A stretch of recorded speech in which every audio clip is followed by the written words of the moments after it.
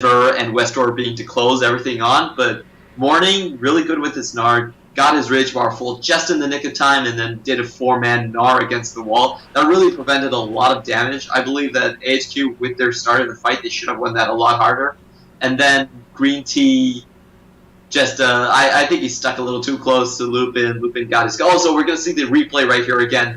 Okay, we see down there. So we see that, okay, so Wins and Morton was effectively isolated by that huge wall because there's no way to attack over it. But their attempts to try to catch on to Lupin completely failed. Lupin was effectively untouched that entire fight, and Green Tea was punished really heavily for it. Yeah, popped with the ult.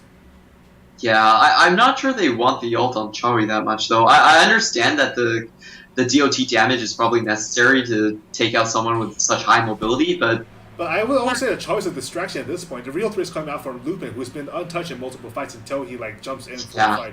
Exactly, and Chowi damage is he's only going to use his auto attack while he's a ghost, and that's really not much. And once he pops his spell rotation, I'm not sure if that's the best target for them. Yeah. TP is being chased down hard by AHQ, who's Ziv goes right into the backline for a fight. Chowi's low again. Morning is right in their faces though, with Green Tea being poked down.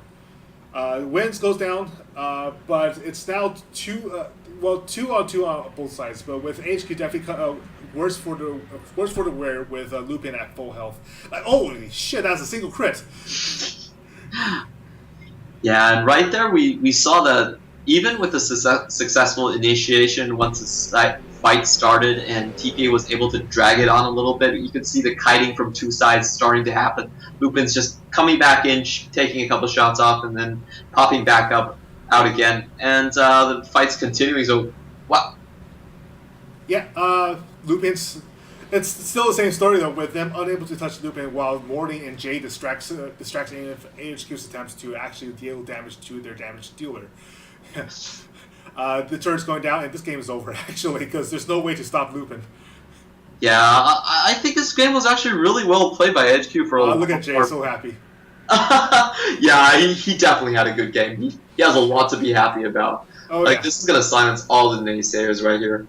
Well, it'll probably take a few more weeks of consistent performance to do that, but that was definitely much better than all of Season 3 combined, honestly. Okay, I actually didn't watch that much of Season 3, but I'll take your word for it. I think HQ had a really good chance there, but their bottom lane play for Ziv went way too far in, and they got 3 consecutive hooks off from Jay. That really turned the whole tide of the fight. And we saw that even though Westor was fed, he didn't really have that much of an impact later in the game once he had to try to close the gap between him and Lupin. We did see that HQ did really well during the mid game though. They were able to push down all the way to even take down a Nexus turret thanks to the minion waves. Yeah, exactly. So it was... As we saw in the previous game, AHQ really knows how to play the comps well, but against a team at their level, like with TPA, it seems as if their natural playstyle is harder to close out the game than, for example, TPA. Yeah, I think they were just they need to keep the tempo even faster, just a little bit. Actually, I wanted to point out, this is something I find really interesting about the 4.21 patch, is now that I feel because of the turret gold increase and the minion gold increase, a lot of times it is actually beneficial to keep your top laner top while the other top laner is taking dragon, just because of how much extra gold you're going to get out of it. Remember in this patch, all the minions actually give you 1 extra gold. So, and the turrets give you 25 bonus gold. So it stacks up. Yeah, I definitely agree. Basically what happened there, we saw at the start, was that Maokai went down for the dragon and Gnar got a huge lead, 20 CS up, and that 20 CS is worth a lot more than it was in the previous patch right now. So I think this is gonna benefit teams that are more top lane focused and really let us see more split pushing potential from the teams possibly. Also, we see the same thing kind of in SK T1K there in Korea. Like Marn is coming into his own.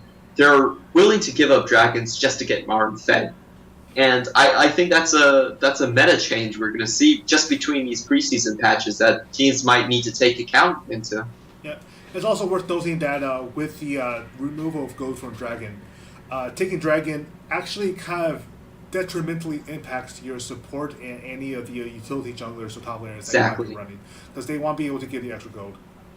Yeah, The it's combat much harder. stats, yeah, the combat stats on the support is almost meaningless.